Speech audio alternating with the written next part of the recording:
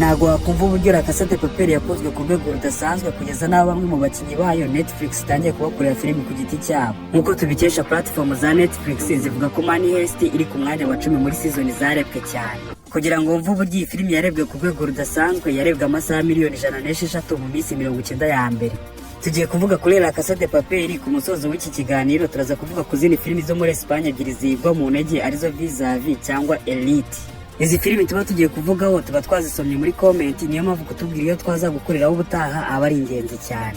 La Casa de Papel iri kuri za filimi zigwisha ku mugani yuko umwana wanzwe ari gukura. Umva iyi nkuru, Wang Dong-yuko niwe wanditse script ya Squid Game. Iyi Squid Game akimara kuyandika yayishyiriye amakampani yo muri Korea. Kampani zo muri Korea zirayanga zivuga ko ari filimi iri mu rugobo idashobora gukundwa n'abaturage bo muri Korea ku buryo bayanze inshuro 11 zose. Niwe wanditse Prison Break bamwita Paul Shearing, yanditse script yiwe ajyana kuri studio ya Fox irayanga.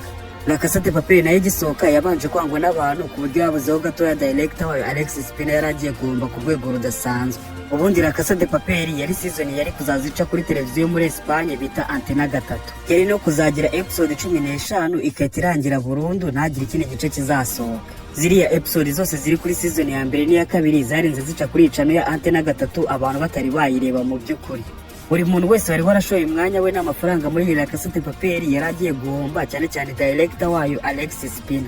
Kubw'amahirwe director w'iyi filimi Alexis Spina yagiye kubona buno urubuga rwa Netflix ruje kugura filimi yiwe. Netflix ikimara kugura La Casa de Papel yahise ishyira kuri website yayo, nta kindi kintu yigeze ikora habe no kuyamamaza. Mu minsi yasikurikiraho iyi La Casa de Papel yaragira arebwa ku rwego rudasanzwe ku buryo n'abaturage bo muri Espagne bari barayimye umwanya bahise batangira kuyireba. Ubundi biba bitangaje iyo filimi irebwe n'abantu benshi kuri buri mugabane. Ibi nibyo byabaye kuri La Casa de Papel.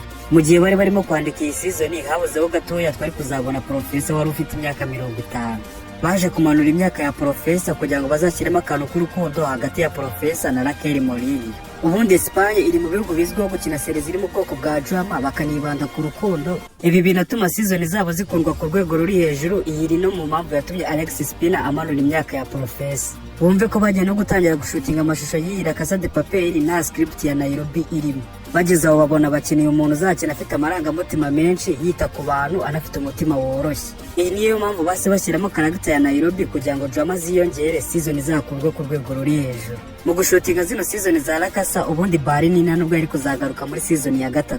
Nimba wararebye filimi ya La Casa wabonye ko Bari nawe ari umugabo kina ashaka urukundo, anashaka kubaho neza mu gihe gito yabasigaranye. Muri scene ziwe aba ari umugabo wigengesera kandi utanagira n'impuhwe na nkeya. Nubwo bimeze gutya ariko muri season ya 2 irangira Bari niyitangiye agatsiko kiwe kagasohoka muri banki.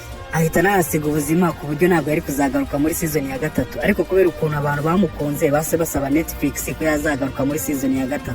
Aha ni nayo igitekerezo cyo kwibaza iriya Gorude muri season ya 3 cyaturutse. Bavuga ko babanje gupanga kwibaza iriya Gorude mbere yuko bajya kwibira banki ya Espagne, bakazaza badusubiza inyuma batwereka ukuntu bapanze kwibiza Gorude, ari nako scene za Barine zigarukamo. Iriya nzu bajya kwibamo zabo ntabwo yari inzu ya Royal Mint nk'uko script bivuga. Ni inzu ya research center muri Madrid, baragiye bashingamo studio yabo mu indani. Aba bantu filimi zabo ziba zanabavunye ku rwego ruri hejuru, dore ko bazanye urugi rwa Volte rwa nyarwo, bakazana n'ibyuma na plastike bisizwe ibara rya Gold ku buryo muri scene zizaba zigaragara ko ari zahabu za nyazo. Bimwe mu bintu bitangaje muri iyi filimi, iriya ndirimbo Bella Ciao ntabwo yari yanditswe muri script ikizajyamo. Ubundi indirimbo Bella Ciao ivuze kwishyira ukizana n'impindura amatwara. Iyi ndirimbo igaragara muri iyi season ari agaseni ka Professor na Barine barimo kuyiririmba katarengeje iminota 2. Bayishyizemo bikinira, ariko ntabwo bari bazi ko indirimbo yari igiye kutikurwa ku rwego rudasanzwe ku buryo biri mu ndirimbo ziri global ku isi. Bamaze kubona ukuntu yakunzwe cyane, ni nayo mpamvu base batangira kugenda bayikoresha mu zindi scene ziri muri iyi filimi. Ziriya episode ziri kuri season za nyuma zagiye zibagora cyane ku buryo episode imwe yashoboraga kubatwara ibyumweru 4 byose barimo kuyifilima. Yabatwaraga icyo gihe cyose kandi banakora amasaha 18 ku munsi. Bita bigira La Casa de Papel imwe muri filimi zagoranye cyane mu gihugu cya Espagne. Nkuko ikinyamakuru cya Success Story cyo muri Espagne kibivuga, episode za nyuma za La Casa de Papel zajyaga kurangira imwe itwaye miliyoni 1 y'euro. Mbere yuko tukubwira amafaranga iyi La Casa de Papel yinjije n'amafaranga bayembaga ba Professor kugira ngo bakine, hari scene ebyiri zababaje abakunzi ba La Casa de Papel ku rwego rudasanzwe ku buryo nawe ubushobora kuba wazikeza. Scene iri ku mwanya wa 2 ni scene y'urupfu rwa Nairobi yanaje natunguranye cyane.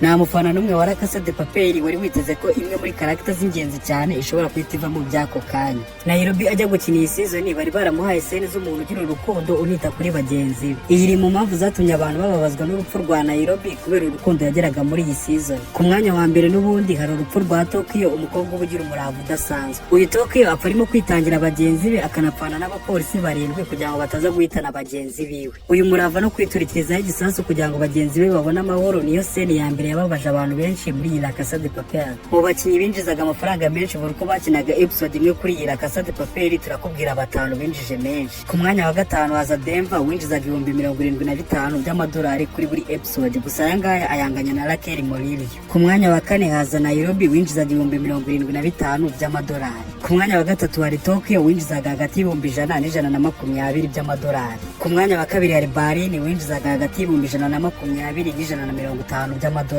Ku mwanya wa mbere hakaza Professor winjizaga hagati y'150 n'170 by'idolari. Aya mafaranga Professor yishyurwaga kugira ngo akine episode imwe kuri La Casa de Papel, n'uyashyira mu manyarwanda uratubona ko ari $214 z'amanyarwanda. Ayo mafaranga yose kugira ngo akine episode imwe gusa. Kubera ko iyi La Casa yacaga kuri website ya Netflix ntabwo bizwi neza amafaranga yinjije, ariko hakurikijwe amadealership na license bivuga ko iyi La Casa yinjije arenga miliyari 2 z'amadolari nk'uko ikinyamakuru cya Restaurant cyo muri Espagne kibivuga. Kugira ngo mvu uburyo bungutse amafaranga menshi, bivuga ko Convention Center yubatswe na $350 z'amadolari. Ariko kugira ngo tube sure neza, reka tuvuge ko Convention Center yubatswe na $400 z'amadolari. Ubwo no kuvuga ngo abakoze La Casa de Papel bungutse amafaranga yakubaka Convention Center 5 zose. Reka tuvuge kuri za filime ebyiri zigwa mu ntege kuri La Casa de Papel.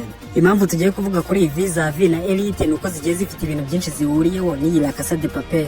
Nk'ubu izi season zose ni za Netflix kandi zigiye zinahuje abakinnyi. Nimba wararebye Vis-a-Vis wabonye ko ari inkuru y'umukobwa Macarena Ferreiro ukundana na boss we akazamukoresha fraude akisanga afungiye muri gereza ya Cruz del Sur.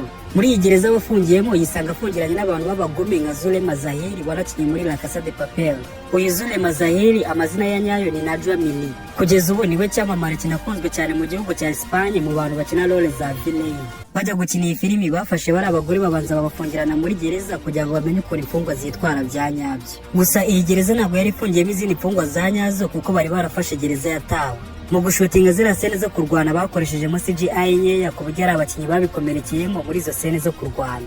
Tugiye ku ruhande rwa Elite iri muri filimi zigwa ku ntege iyi La Casa de Papel.